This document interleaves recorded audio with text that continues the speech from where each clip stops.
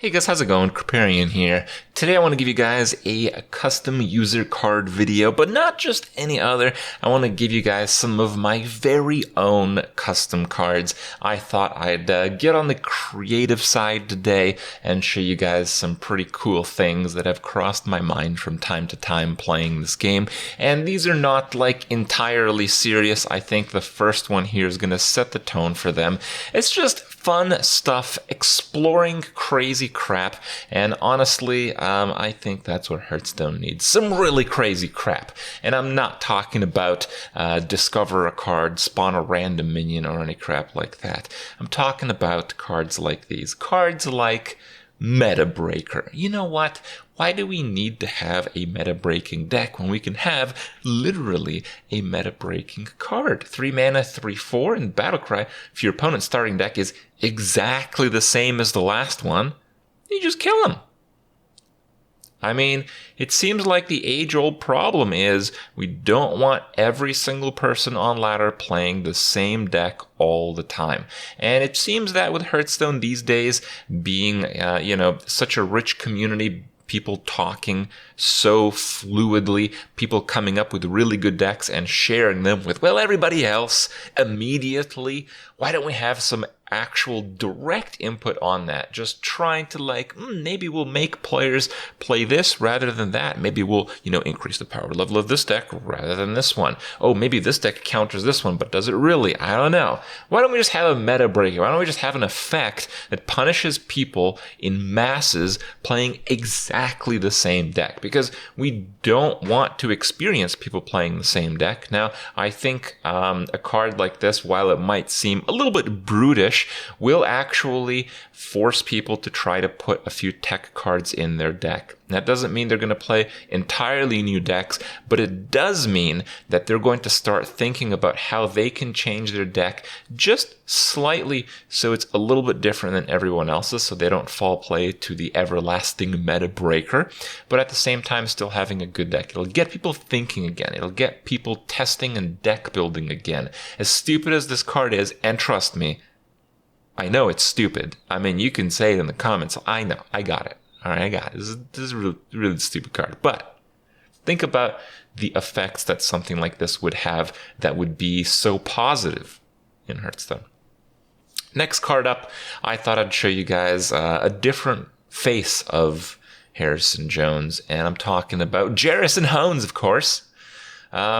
I really like the idea of managing draw and overdraw, even if it's a bit random. Having some control over that randomness is really cool. I really like it in some of the other card games I've played that have a conditional draw to the point where it could be really bad. So, the Battlecry draws cards until you find a weapon, and then of course in true Garrison Jones form you have to get rid of it. So that's the card. It's pretty interesting. You have to think about it this way: how many weapons do you want to play? How many weapons would you play naturally? How can you make your deck function around card draw? And can you have a deck that can possibly lose in its entirety all the cards? Because you want to have a decent number of weapons so you don't lose your whole deck, but you're still going to lose that weapon. So if you have like 10 weapons in your deck, you might just draw 0 cards, basically. So one of these cards allows you to really go through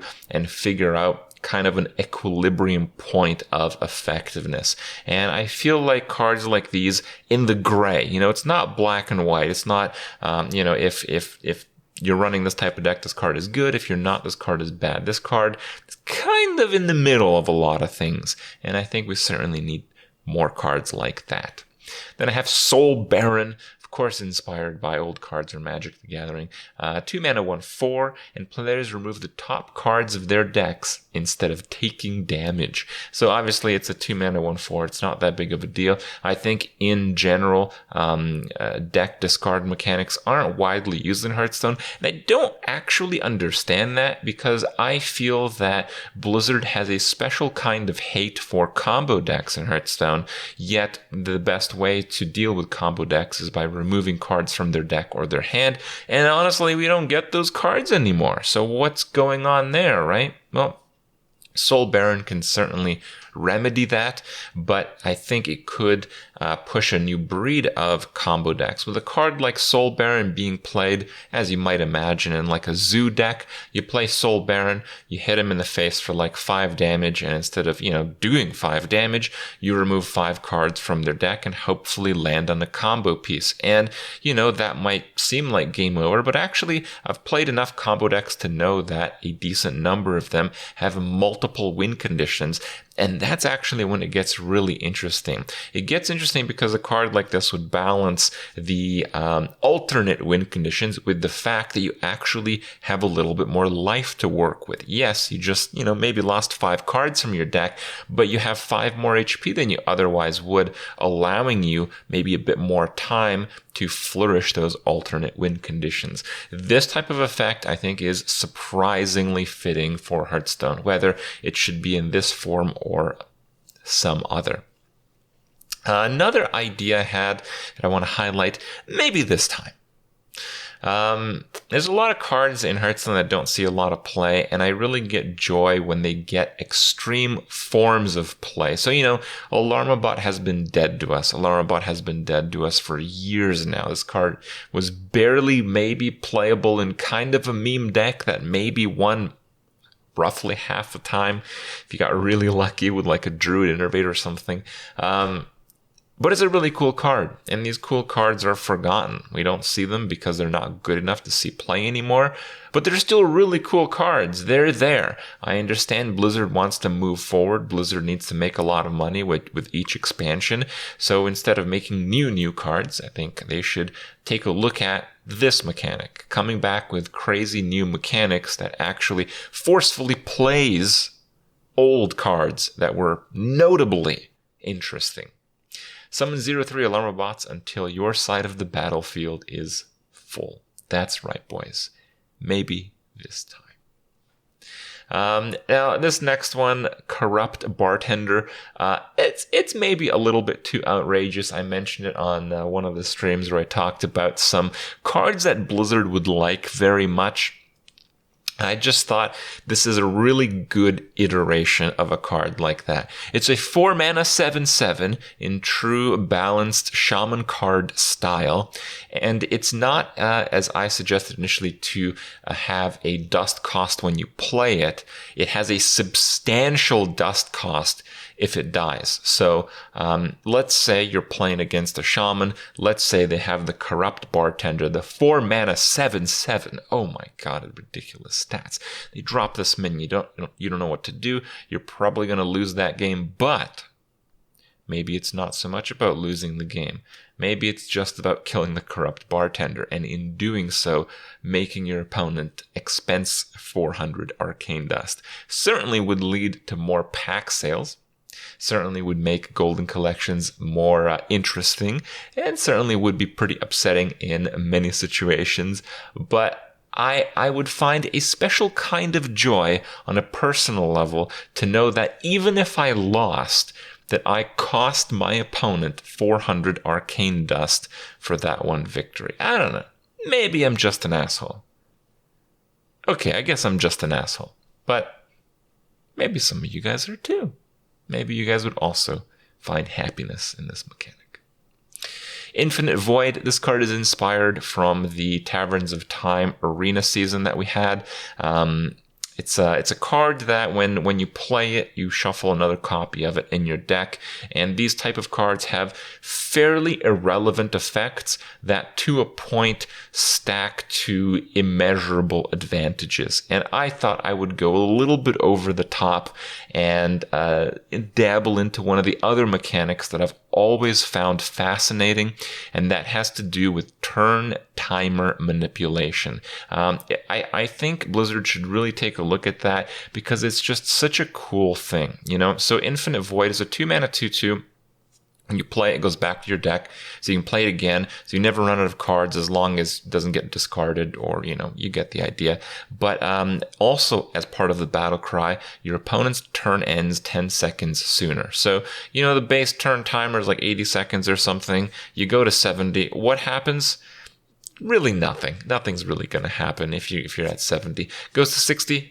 Nah, still nothing. Goes to 50? Well, maybe. Some of the tough turns will be a little bit tougher, but then you're going to 30, you're going to 20, you're going to 10, and then you have no turn. So it's kind of the idea, and I think they could make maybe cards that are pretty decent standalone have these type of mechanics to increase or decrease or just modify your turn timer. It doesn't have to be standalone as impactful as Nosdorma, but it's actually a resource. Time that you get to think out and play through a turn is a valuable resource that we've never really tapped into. And then one of the most interesting cards that we all learn about when we first start playing, we're up against the little guy. It's Millhouse Manastorm. I thought I'd give him some justice here. Thrillhouse Manastorm is coming in. It's kind of the opposite. It's kind of a crap minion. It's a 4-mana 2/2, but at the start of the game, if your deck has only minions, you get 3 Pyroblasts. And best of all, your opponent knows that you got 3 Pyroblasts. So he is going to play that game very differently right from the start. And that game-changing on-the-spot gameplay style, I think is very interesting. We got a little bit of a taste from that from the odds and evens cards, but the main issue with that is that there wasn't enough deck diversity. So you'd play against like a paladin, and then you'd see, oh, he's playing an odd paladin. And yes, maybe there were 2 or 3 variations of odd paladins, but we're talking about 1 or 2 card differences from basically the exact same aggro deck that And that lack of diversity made it a bit not so interesting. With this card, knowing the whole game that you're not going to run up against any spell answers, you're going to be able to play your game as you want. But if somehow you're still not doing well, by the end, those Pyroblasts are coming. Just wait until I get to 10 mana, as Millhouse would say. Well, it's going to be over. Last card today I want to highlight, Last Stand. Now, I've played cards like these in other card games, notably Magic the Gathering has a 2 mana, get an extra turn, and then you lose the game after that one. Obviously, cards like that, they wouldn't work very well in Hearthstone because of how the attack phase is only controlled by one player, where in Magic the Gathering, if one player is attacking, the other player defends, they get to choose. So if they know that they're going to be behind 2 turns, they're going to actually use strategy and blocking. And, Hearthstone doesn't have that. Gaining an extra turn in Hearthstone, even if you lose right after it, that's not going to work.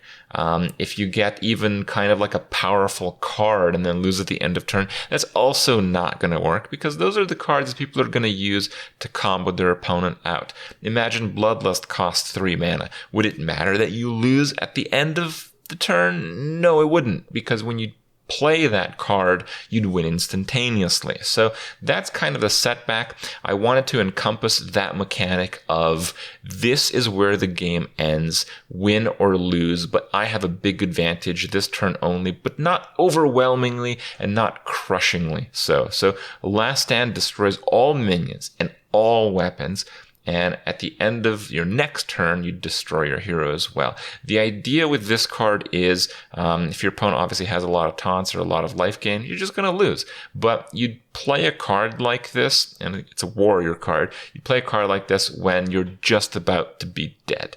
So we have those moments, especially when we play like Control Warrior or whatever, where just nothing will do. You might even be sitting on Brawl, but you're at like 2 HP and your opponent also has a weapon. So no matter what, it's a hopeless situation. Just having that hope just feels so good, and I think I encompassed that effect and how it needs to occur in a game like Hearthstone.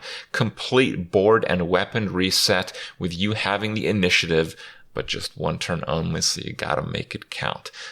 Can be used kind of in a combo deck, but again, it's going to be on your next turn, so it's going to be a tricky one. And that trickiness is what Hearthstone is all about. Hope you guys enjoyed my cards. Let me know what you think. Let me know if you enjoyed videos like these, because my creativity, well, I guess there are limits, but it probably has none.